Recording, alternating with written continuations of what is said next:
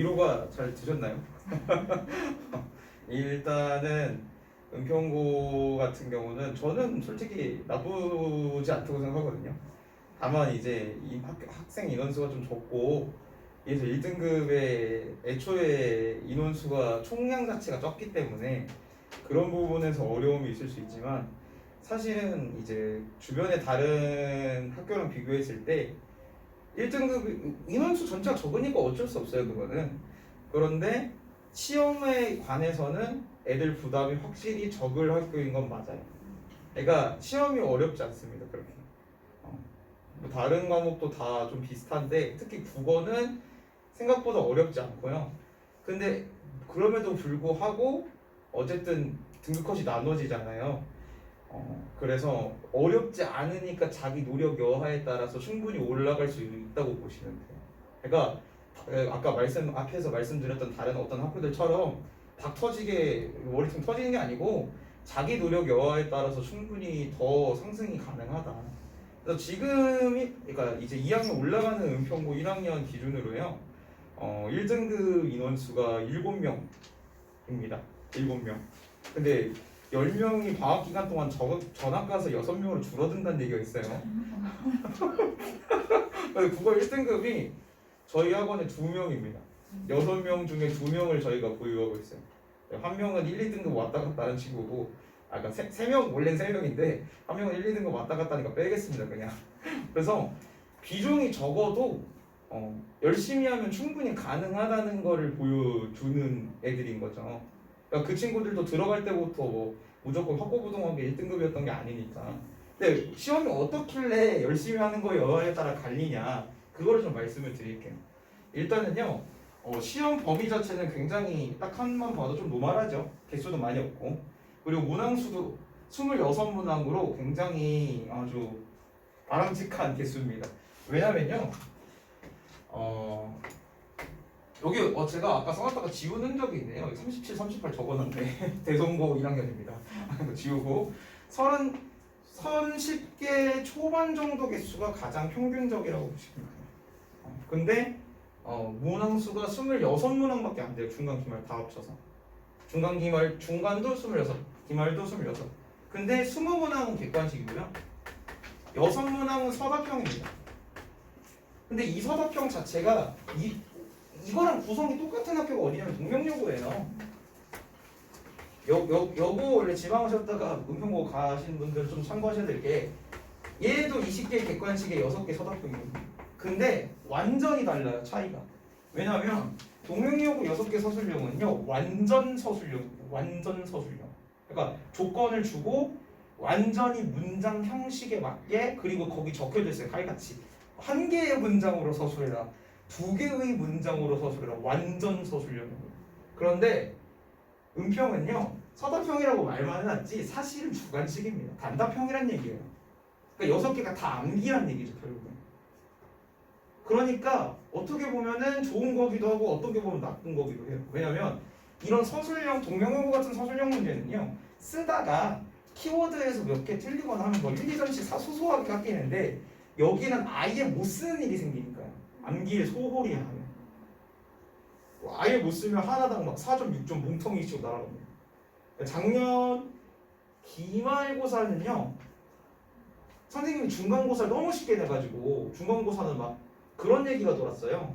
100점이 1등급 전체 인원수보다 많다 라는 소문이 돌아가지고, 기말고사 때 이제 선생님이 부랴부랴 난이도를 잡아보려고 어떻게 했냐면, 근데 방법이 없어요. 은평은 난이도를 조절할 수 있는 다른 어떤 키가 없거든요.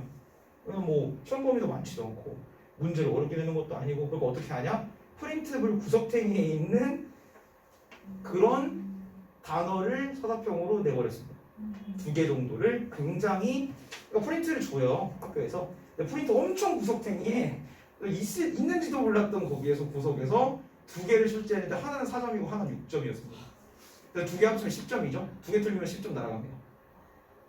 근데 결국에는요 그런 프린트물이라도 샅샅이 암기하는 식으로 공부한 친구는 결국 그 시험에서도 100점 맞아요. 그러니까 노력 여하에 갈리는 시험이라니까. 오로지 노력만 잘하면 된다 뭐 100점 많이 나와서 선생님들 그 학교 선생님들 뭐 심할수 쓰고 이런 거는 저희 문제는 아니니까요. 저희가 걱정할 게 아니니까 자기가 열심히 하면 무조건 가능한 학교다 생각합니다. 그러니까 그만큼 친구한테 내가 밀려서 떨어질 확률보다는 내가 암기를 소홀히 하거나 그냥 갑자기 시험날에 그냥 느닷없이 생각이 안 날 때가 있어요. 그래서 오히려 점수가 떨어지면 떨어졌지 누가 나를 밀어서 내가 떨어질 확률이 없다고 생각해요. 그래서 일단은 시험 범위는요 거의 다 교과서로 되어 있고요. 작년 같은 경우는 특이하게 문법을 기초 문법을 프린트로 많이 던졌어요. 근데 이 기초 문법이 음원 체계 품사 문장 성분 형태소인데 중학교 과정입니다. 중학교 문법이에요 이건. 근데 여기서 문법 공부를 좀 말씀을 드리면요, 애들이요 중학교 문법이 고등학교 문법에 필요하다는 걸 모르는 학생이 엄청 많아요. 근데 당연히 필요합니다. 당연한 거예요. 중학교 수학 모르는 사람이 고등학교 수학 어떻게 하겠습니까? 문법은 근데 국어 과목 중에 유일하게 수학과 더 닮아 있어요. 왜냐하면 규칙을 암기해야 되고 규칙대로 뭔가 사례를 풀어내야 되는 점에서는 유일하게 이론적인 부분에서 수학과 더 닮아 있습니다. 그런데 교육과정을 만드는 평가원 교육청은요 당연히 애들이 중학교를 지나왔을 거라고 생각을 하죠. 당연하죠. 중학교 나이대로 중학교를 지나야 고등학교를 입학하지 않습니까? 그러니까 교육과정 짤 때 중학교 문법 이론을 알고 시작을 하겠지? 라고 생각하지만 대부분의 학생은 문법적 기초가 아무도 없습니다. 거의 0에 가까워요.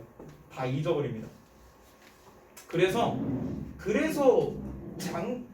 재작년에는 안 그랬는데 작년에 그래서 이 프린트를 던진 것 같아요. 기초문법 프린트를. 이게 재작년에는 안 나왔었거든요. 작년에는 선생님들이 프린트를 주고 여기에서 문제를 좀 내셨어요. 그러니까 이게 뭐냐면 기초문법 공부를 애들이 안 한 걸 아니까 학교에서 그걸 보완해 보려고 프린트를 던진 거거든요. 그리고 그런 프린트에서 구석탱이에 있는 걸 내서 서답형으로 난이도를 조절하고 이런 식으로 나옵니다. 그래서요 사실 은평은 쉽게 말하면 대다수의 거의 이제 허수 문제, 그러니까 어떤 이런 건 뭐냐면 대부분의 객관식 문제입니다. 거의 웬만하면 다 맞춰야 되는 거. 그리고 플러스 어떤 거냐? 객관식 문제 중에 모의고사식 문제나 그런 걸 번영시켜서 내는 조금 어려운 문제, 외부 지문 문제, 외부 지문 혹 올 모의고사식 문제. 모의고사가 시험 범위에 들어가진 않아요.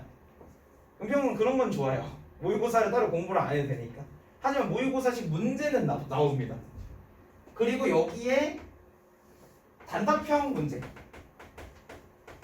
이렇게 되니까요. 일단은 허수 문제는 기본적으로 다 맞춰야 돼요. 당연합니다. 이걸 다 맞춰야 2등급은 나올 수 있어요. 그리고 여기와 여기에서 보통 등급이 결정된다고 보시면 돼요. 그러니까 여기를 좀 맞추고 단답형을 조금 틀렸다.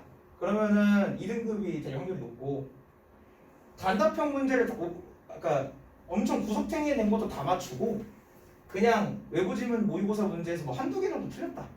그러면 1등급이 가능성이 있다고 생각하시면 돼요.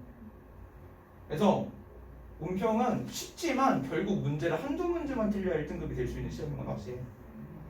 작년 2학기 중간고사인가 기말고사가 97점이었습니다. 1등급까지. 딱 한 개죠?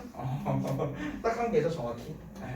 한 개 틀린 친구는 1등급 나오고 아니면 100점인 친구는 1등급 나오고, 그러니까 100점 일부에 9점대 후반인 친구 섞어서 1등급까지 책정이 됐다는 얘기죠. 그래서 공부를 어떻게 해야 되냐면 결국 프린터 암기는요 자기가 하는 거니까 자기가 그냥 샅샅이 암기하면 되고요. 물론 당연히 내신 기간에 제가 검사는 합니다만 결국엔 그렇게 해서 검사 시켰는데도 갑자기 시험날에 머리가 새하얘졌다고 저한테 막 거의 반 울면서 연락 온 애들도 있긴 했어요. 기억이 안 나는데 아무리 생각해도 기억이 안 나는데요. 어떻겠습니까? 어쩔 수 없죠. 어쩔 수 없잖아요 그거는. 근데 이런 데서는 맞추는 확률이 무조건 100%에 가까워야 된다는 거죠. 왜냐면은 이거는 결국에는 다분히 교과서 제재를 공부하고 문제 푸는 걸 객관식이 대부분이니까요. 객관식은 맞춰야죠. 객관식은 암기로 작용되는 것보다는 결국 제일 올바른 거 하나만 고르면 되는 거기 때문에 여기에서 정답률을 최대한 끌어올리고 그리고 이 프린트는 빈칸 저희가 이제 빈칸 그런 걸 제공을 하니까 빈칸 그런 걸로 암기를 하고 하는 식으로 해서 결국에는 단답형을 최대한 다 맞추고 아주 어려운 이제 등급 가르기용 문제에서 몇 개를 맞추느냐가 등급이 결정된다고 보시면 돼요. 그래서 저는 솔직히 은평은 개인이 열심히 하면 아까 앞에서 말씀하셨듯이 개인이 열심히 하면 2등급까지는 충분히 갈 수 있는 학교라고 생각합니다. 개인의 노력의 여하에 따라서 다른 애들이 밀어내지 않는 시험이 될 수 있어요. 그러니까 사실 주변 애들의 경쟁자 삼는 것보다 자기가 열심히 하는 게 제일 중요한 거예요. 이런 것 때문에 그렇죠. 이런 거는 다른 애들이 저를 밀어낼 여지가 없잖아요. 그리고 넘어가겠습니다. 그래서 문법이 중학생 범위 포함 프린트를 많이 내주셨는데 제가 이 학원에 이제 있기 이제 한참 전에 중학교 목동에서 중학생 대상으로 3년 정도 강의를 했었어요. 그래서 중학생 문법도 저는 잘 충분히 알고 있고 중학생 문법도 잘 가르치기 때문에 학생들이 문법 문제에서 틀린 건 거의 없었거든요. 그래서 아까도 말씀드린 거의 허수 문제가 문법 문제도 허수 문제가 대부분이니까 너무 걱정 안 하셔도 됩니다. 프린트를 준다고 해도. 그리고 여기 완전 암기식 서답형 노력을 해야 된다라고 말씀드렸습니다. 그래서 모의고사는 포함이 되지 않는다. 이제 송실 공개. 아 이거 오타예요. 편집하다가 오타 난 거고. 네. 그래서 프린트 대비가 제일 필요하고요. 그리고 아까도 말했지만 프린트에서 잘 눈에 띄지 않는 부분만 출제하면 커트라인이 뚝뚝 떨어져요. 그래서 사실 뭐 학교 시험 자체의 난이도를 걱정하실 필요는 없다. 절대 갑자기 어떤 다른 학교들처럼 등급컷이 막 갑자기 7점대, 8점대 나올 일은 없을 거예요. 아마 계속 이 경향이 유지가 될 겁니다. 그래서 단답형만 좀 조심하면 되고 그리고 교과서 위주로 아주 철저하게 제재학습을 해야 돼요. 모의고사가 아예 시험 범위 없기 때문에 정말 교과서를 정말 열심히 해야 됩니다. 그리고 실수도 절대 하지 말기. 그냥 객관식 같은 데서 다 남들 다 많은 허수 문제에서 잘못 생각해서 한 건만 잘못 고르면 크게 등급의 지장이 커요. 그리고 문항수가 적다 보니까 이게 문항수가 적은 건 부담이 적죠 애들이. 하지만 반대로 생각하면 나쁜 점도 있는 게 100점이 높아요 무조건. 객관식도. 그 아까 대성 같은 경우는 37문항 38문항이거든요 중간고사가. 그러니까 한 문제당 100점이 되게 낮아요.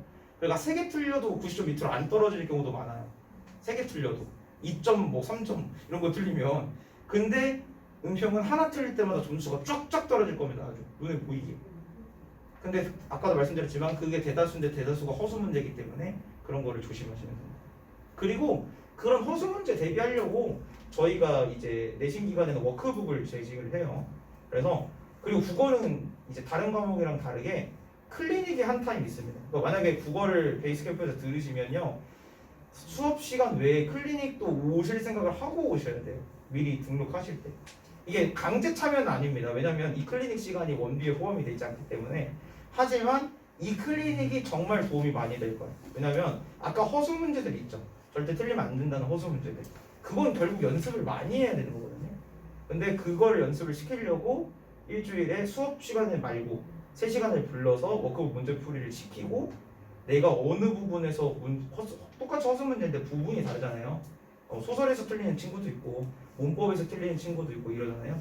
어느 부분에서 내가 많이 틀리고 있는가 이런 걸 점검을 시켜서 다시 그 부분 문제를 더 풀게 하거든요. 그런 식으로 이제 최대한 점수 나가는 구멍을 틀어 막기만 하면은 점수가 완성되는 구조예요. 뭐 남들보다 어떤 부분을 더 하드하게 공부하고 막 어떤 걸 파고들고 이게 아니라 그냥 시험 범위 전 범위 내에서 그냥 점수 나갈 부분만 막아주면 된다. 이런 식으로 공부하시면. 그리고 시험 범위에 모의고사 없지만 모의고사 좀 꾸준히 시키셔야 됩니다. 왜냐면요, 이렇게 하다가 결국에는 나는 고3 때 이제 내신 어느 정도 맞췄어. 그러니까 이제 수능 최저 맞춰야지. 혹은 아니면 아예 난 이제 내신 은평은 나랑 내신 안 맞아. 나 이제 정시 파이팅 할래. 이러고 이제 고3 때 갑자기 정시 준비를 하려고 하는 학생들이 생겨요. 꼭. 그런데 은평은 시험이 1학년 때 모의고사가 아예 안 들어있기 때문에 모의고사 공부를 아예 안 하거든요. 근데 모의고사 문제 유형이 있는데도 불구하고 대부분 학생들이 모의고사 안 할 거예요. 근데 그러면 고3 때 어떻게 해야 되냐면 고3 때 꼭 그렇게 됩니다. 애들이 갑자기 그만두겠대요. 그래서 왜 그러냐? 그래서 자기 강남으로 간다. 왜 그러냐면 중학교 때 고등학교 1학년 때 2학년 때 모의고사 공부를 꾸준히 안 해서 고3 때 메꿔보려고 갑자기 막 저기 어디 이름 있는 학원으로 저기 강남에 있는 학원으로 간대요. 근데 1년 안에 안 됩니다. 장담할 수 있어요. 절대. 국어는 한 뭐 6개월 바짝 한다고 오르는 과목이라기보다는 수능은 호흡이 엄청 길게 가야 돼요. 그리고 내신은 그냥 단타성으로 암기 잘하면 되는 거예요. 그래서 그 은평 오시는 분들은 다 내신이랑 수능을 병행을 잘 시킬 거를 꼭 생각을 하고 오셔야 돼요. 그래서 여기 적어놨죠. 국어가 내신 수능과 공부가 괴리가 크다. 특히 은평은 너무 커요. 대선 같은 경우는 모의고사 3개년치가 시험 범위예요. 3년도치를 시험 범위에 넣어버리는데, 근데 이제 은평은 그런 건 없기 때문에 공부를 병행을 잘 하셔야 됩니다. 수능이랑 내신이랑. 그래서 수학 베이스게임 학원에서 수학 가르치고 있는 우수종 선생님이라고 합니다. 그래서 지금 은평고 1학년 내신 대비 전략 그리고 수학 공부를 어떻게 해야 될지에 대한 간략한 설명을 조금 할 거고요. 그리고 말이 조금 빨릴 수 있어요. 지금 조금 앞에서 조금씩 1분씩 딜레이 된 게 좀 많이 커져서 좀 말이 빠를 수 있는데 그 점 이해 좀 바랍니다, 어머님들. 자, 그래서요 일단 은평고 목차는요 이렇게 총 4가지예요. 수학을 어떻게 공부를 해야 될지, 은평고 학교 시험지나 구성 특징, 그리고 어떤 형태로 가야 될지랑 최종적으로 저희 수학과 전체 커리큘럼을 좀 설명을 드리겠습니다. 자, 그래서 뭐 어머니 어머님들 지금 눈빛이 장난 아닙니다. 학생들이 이 눈빛으로 수업을 들었으면 좋겠는데, 그래서 은평고 시험지 구성이랑 특징입니다. 일단 교과서는 천재유인데요. 뭐 갑자기 변할 일은 없을 것 같고요. 계속 웬만하면 유지가 되니까. 은평고가 일단 시험이 쉽다 얘기하는데 솔직히 말씀드리면 진짜 쉬워요. 은평고 시험이 굉장히 쉽습니다. 일단 교과서부터도요. 천재류가 제가 봤을 때는 제일 쉬운 교과서고요. 교과서 제일 쉬운 교과서고, 보통 교과서도 시험 전에 공부를 하는데 신사고라든지 다른 출판사의 교과서는 애들이 뭐 한 2권, 3권, 하루 이틀씩 이렇게 막 공부를 해야 끝까지 풀어야 이게 풀리는데요. 천재류 같은 경우에는 좀 하는 친구들 같은 경우에는 한 2시간 정도 풀어요. 2시간, 3시간이면 중간고사 시험 거의 다 풉니다. 문제 그 교과서 자체가 쉬워요. 그러니까 은평고는 교과서에서, 그러니까 학교에서 당연히 교과서에서 출제를 하는 게 맞는데 교과서가 쉽다 보니까 시험 자체도 좀 쉬울 수밖에 없지 않나. 시험 범위 같은 경우에는 방식에서 3, 4차 방정식까지 나왔다. 이건 작년 기준입니다. 올해는 또 다를 수도 있으니까. 그래서 범위가 조금 많은 축에 속해요. 보통은 2차 함수 정도에서 끊기는데 한 단원 정도가 더 들어갔습니다. 반단원이라고 할게요. 반단. 여기서 연립 방정식은 들어가지 않았기 때문에 반개 정도의 단원이 들어갔고요. 객관식 17문항, 서술형 4문항으로 구성이 되어 있습니다. 그래서 서술형이 4문항인데 30점이죠. 그래서 좀 서술형 대비도 좀 많이 해야 되지 않을까 싶은 상황이에요. 자, 그래서 은평고 시험지는요 일단 정형화됐어요. 여러분 제가 아까 국어 선생님 거 보니까 시험지 막 이렇게 찍어서 했는데 저도 그걸 하려다가 은평고는 준비를 안 했어요. 이게 좀 어느 정도 좀 어려운 문제를 맞췄다 이래야 저도 막 이렇게 있는데, 자, 시중 문제집에서 접할 수 있는 난이도입니다. 자, 그러다 보니까 최상위권의 경쟁이 엄청나게 치열해요. 진짜 많이 치열하고, 서술형이 있었잖아요. 그 서술형에서 감점을 1점씩 당하면은 조금 많이 큰일 날 위기에 처해 있고요. 등급 구성도요 대성고랑 비슷해요. 좀 희한하죠. 대성고는 잘하는, 열심히 하고 막 공부 잘하는 학교인데, 반대로 이 대성고는 문제도 좀 많고 좀 어려운 문제들도 있는데 애들이 다 열심히 해요. 그러니까 80점대 초반에 80점대에 2, 3, 4등급이 다 있어요. 2, 3, 4등급이 80점대 다 이렇게 구성이 되어 있는데 70점 후반까지 해서 은평고도 그렇다. 최상위권 같은 경우에 1, 2등급이 한 문제 한 문제로 이렇게 좀 치열하게 좀 구성이 되고요. 소수령 대비도 좀 많이 좀 하셔야 됩니다. 그리고 요거는 이제 PT 자료에는 없지만 은평고 학생들 좀 당부드리고 싶은 말씀은, 이게 뭐 열심히 하겠죠. 공부 열심히 하고 저희 학원에서 수학도 대비하고 이따 말씀드리겠지만 소수령 대비, 실전 대비 많이 하거든요. 이게 좀 애매한 학생들이 있어요. 한 3등급 정도 되는 학생들이 있습니다. 그럼 차라리 1등급인 학생들은 순종적이에요. 그 친구들은 워낙 잘 은평구에서 1등급 따기 어려워요. 은평구는 타 학교에 비해서 인원수가 적잖아요. 보통 타 학교는 한 250명 한 학년에 250명이 80명 정도 있는데요. 은평구 같은 경우는 한 150명, 160명 정도 이렇게 됩니다. 그러니까 1등급 수가 7명, 7명. 다른 학교는 뭐 그래도 10명씩 10명, 11명 이렇게 되지만 1등급 수도 적고 그러니까 실수도 안 하고 제한된 시간 안에 완벽하게 푸는 학생들이잖아요. 그러니까 잘하는 학생들인데 좀 애매하게 한 2, 3등급 받는 친구들이 3등급 정도 받는 친구들이 한 2학년, 3학년 되면 건방져져요. 이게 진짜로 안 좋은데 선생님 이거 저희 학교 안 나오잖아요. 그런 애들 많아요. 저희 학교 안 나오잖아요. 저희 학교 이거 안 나오는 거예요? 그럼 뭐 선생님이 달래겠죠? 야 이거 안 나오는 게 아니야. 너 수능 안 볼 거야? 아 저는 몇십만 원 갈 건데 이런 얘기들이 많이 나옵니다. 그래서 일단 저희 학원 수학을 보내주신다면 뭐 다니고 있다면 다행이고요. 보내주신다면 장점은 학교랑 상관없이 완전히 레벨별로 반편성이 돼 있다 보니까 은평고 1등급 학생들도 스카이반에서 뭐 대소고 1등급, 뭐 예일여고 1등급 애들이랑 같이 경쟁하다 보니까 그런 일들이 애초에 말을 꺼낼 수가 없다라고 생각해 주시면 좋을 것 같습니다. 그래서 한 문제로 등급이 결정된다. 조금 빨리 갈게요. 자, 그래서 일단 중상위권입니다. 3, 4등급 학생들 같은 경우에는 일단 정형화된 문제들 먼저 다 푸셔야 돼요. 정형화된 문제들 실수 없이 풀 수 있을 정도로 하시면 되고요. 상위권 1, 2등급 같은 경우에는 실수를 절대로 하면 안 됩니다. 그리고 타임어택. 그러니까 솔직히 말씀드리면 최상위권 같은 경우에는 은평고 시험지 받으면 많이 잡으면 20분이면 풀 수도 있어요. 45분, 50분 정도 잡았을 때 20분이면 풀고요. 두 번째 풀면은 10분, 15분이면 풀겠죠. 그럼 20분 안에만 해결을 해도 검토를 두 번, 그러니까 총 시험지를 한 시험에 두 번, 세 번씩 풀어보고 나올 수가 있어요. 검토 막 오해만 그거 보는 게 아니라 처음부터 끝까지 다시 푸는 게 두세 번씩 반복될 수 있다. 그럼 당연히 실수가 줄어들겠죠. 그래서 이거 마지막 학교 성적이 만족하면 안 됩니다. 모든 분들이 말하셨죠. 과목 선생님들이 최상위권이 됐는데 최저등급 못 맞춰서 좀 못 가는 불상사는 없어야 되지 않을까 싶고요. 실전 훈련이 필요합니다. 그래서 일단 마지막 베이스 띵크하고는 수학 커리큘럼이고요.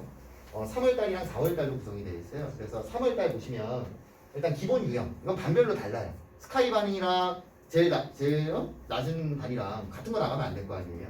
스카이반은 모의고사도 다뤄봐야 될 거고 모의고사 기출도 다뤄봐야 될 거고 그래서 반별로 상의하고요. 그리고 백캠 엔제라는 교재를 나갑니다. 그래서 이 교재가 뭐냐면요. 원래는 저희가 이거 4월달 시험 대비해 썼던 교재예요. 근데 이걸 좀 리뉴얼 해가지고 애들이 이거 4월달부터 하니까 부교재 풀 시간도 없고 뭐 모의고사 기출도 풀 시간도 없고 좀 타이트한 거죠. 그래서 안 되겠다 싶어서 수학과에서는 3월부터 내신 대비를 들어가겠다. 이 백캠 엔제 같은 경우에는 좋은 문제들이 있잖아요. 이 금방 학교들 기출 문제들로 쫙 구성돼서 선별해가지고 구성되어 있고요. 4월달에는 뭐 학교별 교과서 그리고 뭐 최상위권 친구들은 모의고사 기출 같은 거 풀 거고 그리고 적중된 모의고사라고 해가지고요. 실전 테스트를 거의 한 2주에서 3주 정도는 계속 치른다. 시간 지면서. 그러니까 아까 서술형, 오해나 마킹, 은평구는 특히나 더 중요하거든요. 그런 부분을 훈련한다고 생각하시면 될 것 같아요. 죄송합니다. 그 두 갈래 길인 것 같아요. 그래서 아마 은평고는 문과가 되게 많을 거예요. 그래서 그 영어 수학 하시고 그냥 무난하게 문과로 가서 경쟁하는 것도 방법인 것 같고요. 또 하나는 또 빈틈이 있잖아요. 이거 보시면 알겠지만 하위권이 지금 중하위권이 엄청 높잖아요. 과학 같은 경우에는. 그러니까 솔직히 그렇다고 난이도가 높은 학교도 아니거든요. 그러니까 반대급부적으로 그러니까 여기 중하위권이 두껍기 때문에 조금만 노력해주면 등급이 굉장히 잘 나올 수 있어요.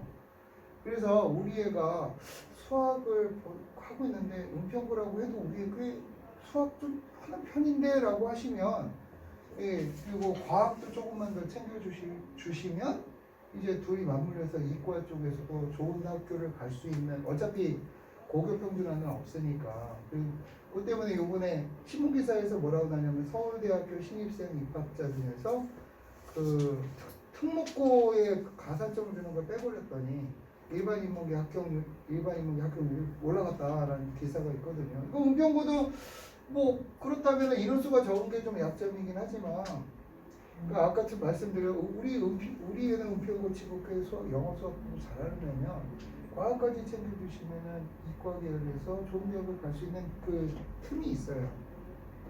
그러니까 그렇게 해가지고 성공할 수 있는 코스가 있습니다. 그래서 제가 아까 두 가지라고 했는데 하나는 영수가 조금 힘들면은 영수에 집중하시고 사회는 쉬우니까 그렇게 해서 영수 1년 동안 챙겨서 문과로 가서 무난하게 경쟁해서 가는 방법이 있고 아 우리 애는 영수 그렇게 안 딸리는데 라고 하면 과학까지 챙겨서 이 높은 등급 받아서 평균 점수가 보면 되게 낮습니다. 아 이거 비밀 정보가 아니고요. 학교 알림이라고 해서 공개 정보이기 때문에 어머님들도 이렇게 직접 가서 홈페이지에서 수학은 54.7점이고요. A등급이 13.2%입니다. 영어는 보셔도 돼요. 예, 그래서 그 두 가지 전략으로 접근하시면 어떨까 저는 생각이 듭니다. 근데 이래저래 우리한테는 그렇게 그닥 여유가 없는 것 같아라고 하시면 그냥 영수 쪽에 좀 집중하시는 것도 좋은 방법인 것 같아요. 곽 선생님이 이런 얘기 많이 예, 솔직하게 말씀드린 거예요. 예, 그 시험 내용은요 난이도가 그렇게 높은 편은 아까 아니다라고 말씀드렸는데 솔직히 말씀드리면 일부 특성 부분이 제가 이따 보여드릴 겁니다만 일부 특성 부분을 빼고 나면 그냥 EBS 강의로도 돼요. 근데 다만 한 가지 이제 서술형 대비를 좀 하셔야 됩니다. 그러니까 서술형이 30% 금방이기 때문에 연도에 따라서 이제 달라지는데 30% 금방이기 때문에 은근히 애들이 서술형 못하거든요.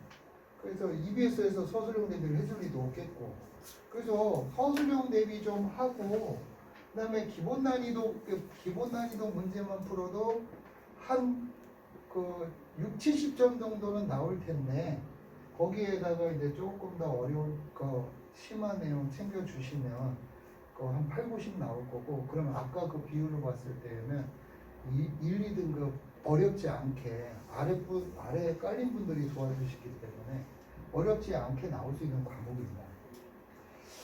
그 전체 내용 중에서 아까 일부 뾰족한 바늘 같은 게 있다고 했는데 그게 이제 물리 계산 문제거든요. 뭐 이거는 사실 은평고 문제만은 아닌데 다른 학교도 보면은 전반적으로 물리하기 어려워요. 그래서 물리 계산 문제를 조금 신경 써주셔야 되고 그다음에 서술형 문제 신경 써주고 배점이 높기 때문에 애들이 쓰는 거 연습 안 하고 자꾸 쓰는 거 숙제 안 하고 그러면 나중에 분명히 티가 납니다. 나머지는 제가 안 보여드렸는데 나머지 문제는 시중 자습서 연습 문제 수준이에요. 그래서 물리만 신경 쓰면 은평고에서도 상위권이 쉽게 될 수 있어요. 하여튼간에 저는 100% 솔직하게 말씀드렸습니다. 선생님 물리 선생님.